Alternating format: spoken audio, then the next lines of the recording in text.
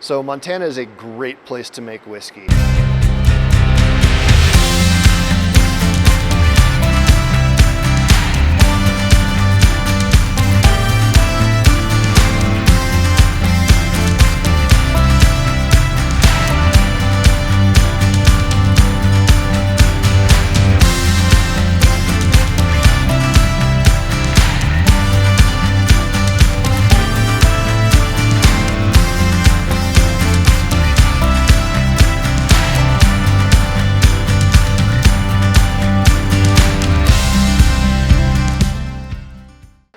Welcome to Headframe Spirits. Today I'm going to run you through the whiskey making process and why water is so important to what we do here.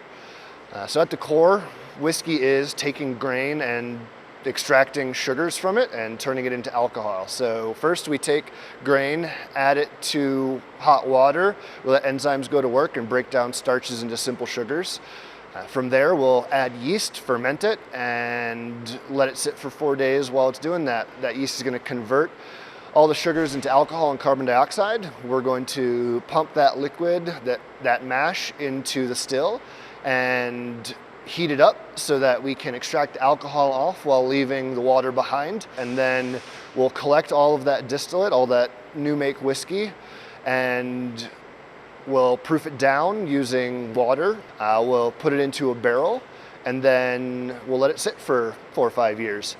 After it sits in a barrel, we will take it out, proof it down again to bottle strength, and then put it in a bottle for you to enjoy.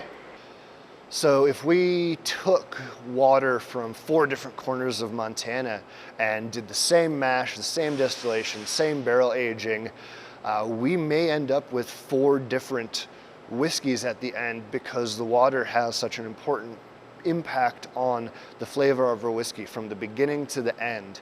Water plays a huge part in what we do. So Montana, we've got surface water and groundwater that we use, and most of the water use in Montana is actually surface water, and most of that is used for agricultural purposes, for irrigation. But if we look at groundwater use in Montana, we roughly pump on the order of 300 million gallons a day. And most of that, about half of that, is maybe used for irrigation. The other main uses of groundwater are for public water supplies. There are communities like Missoula, Kalispell, and Sydney that their municipal supplies are derived from groundwater. And then, of course, all the domestic water outside of urban areas comes from wells. So people use groundwater for domestic wells, and it's also used for stock purposes and industrial purposes. And when we talk about groundwater, either the quantity or the quality of groundwater, we have to put it in the context of aquifers, kind of the containers that groundwater occurs in. And let's just back up. An aquifer, really, when we talk about an aquifer, it's kind of visualized like a sponge that's buried at depth. It's porous, and the water is occurring in the pore space. And these are controlled by the geology. It's the geology that really controls the occurrence and a lot of the quality of water as well. One of my favorite parts of my job here at the Montana Bureau of Mines and Geology is field work. I gather up my backpack with my clipboard and a topo map and a hand lens and a compass and a rock hammer and go out and collect measurements and observations about what rock types we find where, and then come back and make a map that looks like this. So you'll notice that the geologic map of Montana is very colorful. And when we make geologic maps, different colors represent different types of rocks and different age rocks. So starting in the northwest part of the state over here around Kalispell and Flathead Lake, we have layered sedimentary rocks that have been metamorphosed that are very old, over 1 billion years old.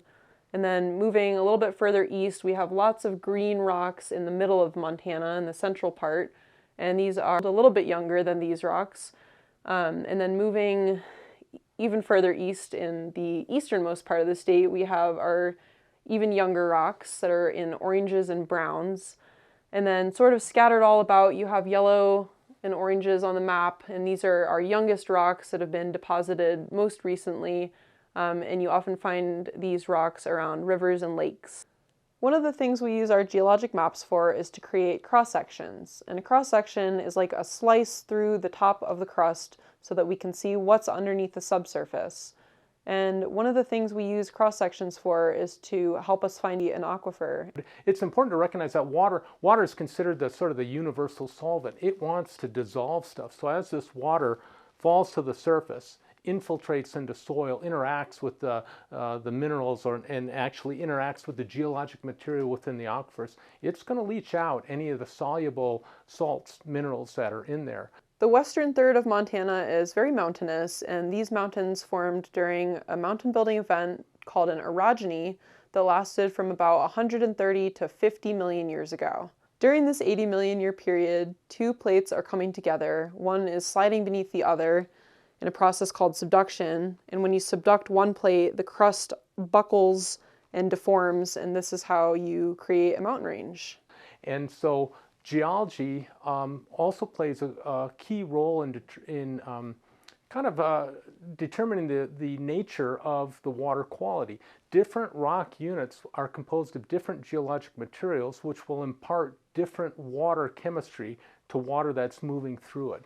So in the western part of the state, where we have a lot of what we call fractured rock aquifers, the mountains, and these basin fill sediments that are mostly sands and gravels, there's not a whole lot of soluble minerals within there, and so we get very low TDS water, low total dissolved solids. There's not a lot that's dissolved in it.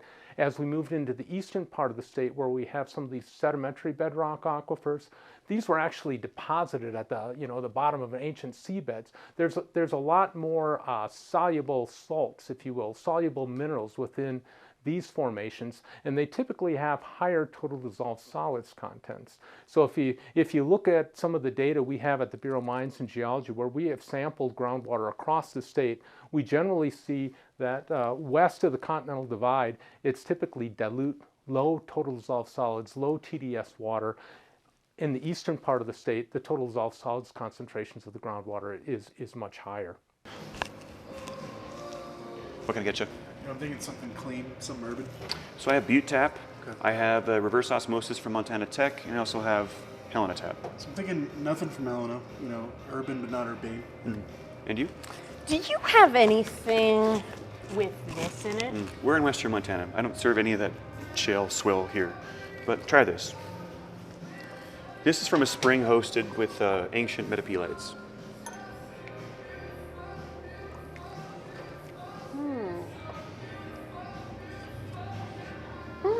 So fresh, so springy. I can taste notes of the Sphinx and Cedar Mountains, the Gallatin Range. Very bougie. You have to try this. More of a city water kind of guy. You're lost. This is from Big Sky and you're buying. Being here in Butte is an honor, honestly, because we were able to take this mine yard here up at the Kelly and revitalize it and turn it into something that is making, a contribution to the culture of Butte.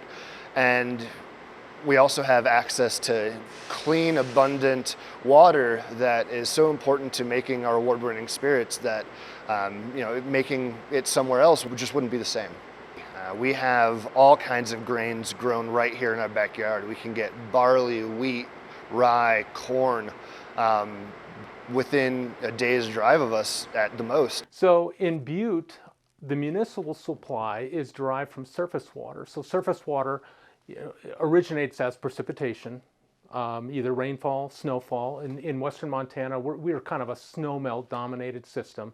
So we have a lot of surface water in the western part of the state. And Butte actually has 3 separate surface water supplies. There's the Moulton Reservoir north of town, Basin Creek Reservoir south of town, and then they actually pipe water over the Continental Divide from the Big Hole River.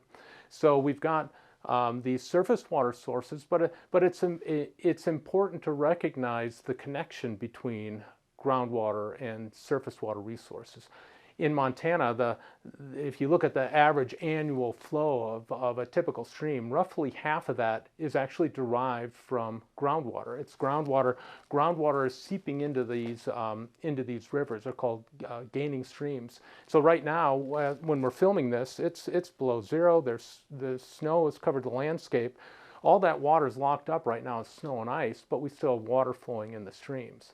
That water that we're seeing right now during the winter months, what we call a base flow period, that water is derived from groundwater discharge. So groundwater that is recharged in a recharge area, flowing through an aquifer, and it's now discharging at a discharge site, which is typically as base flow to streams or sometimes to springs, which are more concentrated groundwater discharges.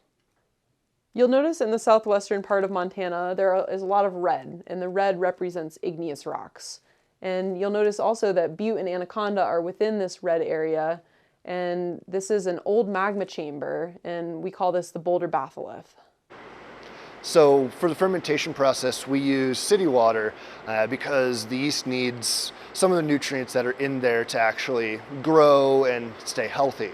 The quality of the water around Butte is actually excellent. Also, pretty much in all of western Montana.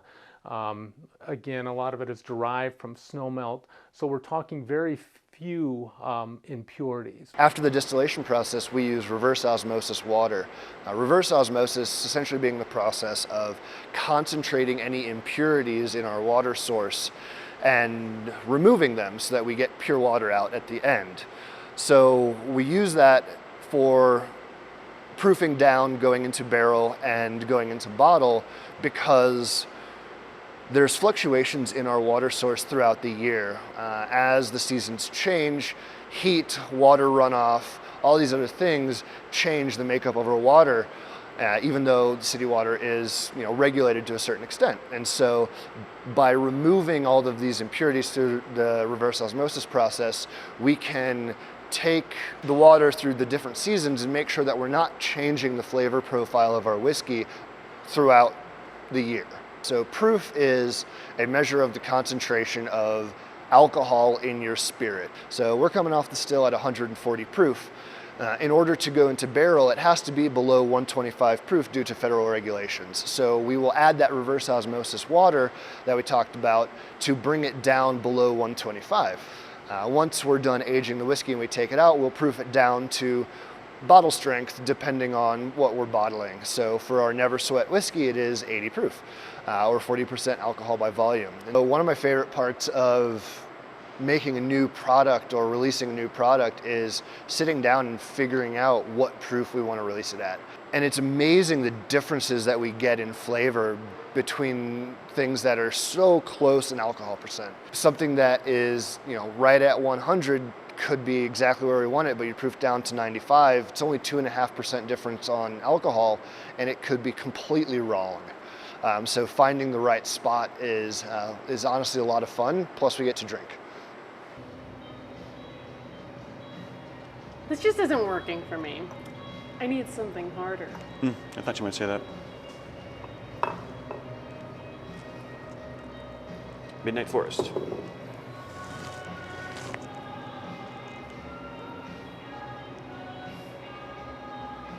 Oh, that sure is strong.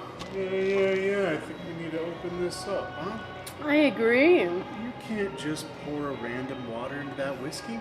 Well, then you prove it. What else?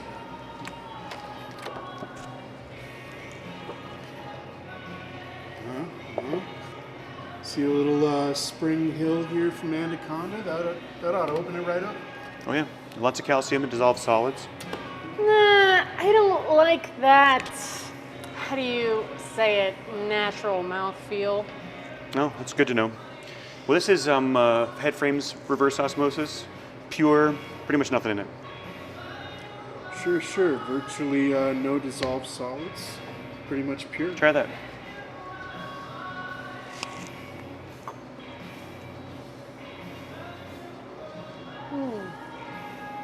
Yeah, that hits the spot. In the field, our drinking water comes from lakes, rivers, and springs. And despite treating the water that we drink out of these places, it tastes pretty different depending on the minerals and rocks that it comes out of. And so the water in Anaconda tastes pretty good, and the water down in Yuma, Arizona does not taste as good. In western Montana, we also have a number of springs. There's a spring that's west of Anaconda at Spring Hill, and it's a very refreshing place to stop and get some natural spring water. It has a slight mineral content to it. It has a little flavor to it, and it's one of my favorite stops coming back from a day of skiing at Discovery. So when you take water and add it to a glass of whiskey, it breaks up the equilibrium of all the constituent components in that spirit, and it releases aromas, it releases flavors, and you can pick and choose where you want your spirit to be at home. Different water sources are going to give you different flavors in your whiskey, and you can line up the same whiskey side by side and add the same amount of water, and you'll notice a difference in tap water versus spring water versus pure water. Montana's a great place to make whiskey. We wouldn't want to be anywhere else, from the grains to the water to the people. Cheers.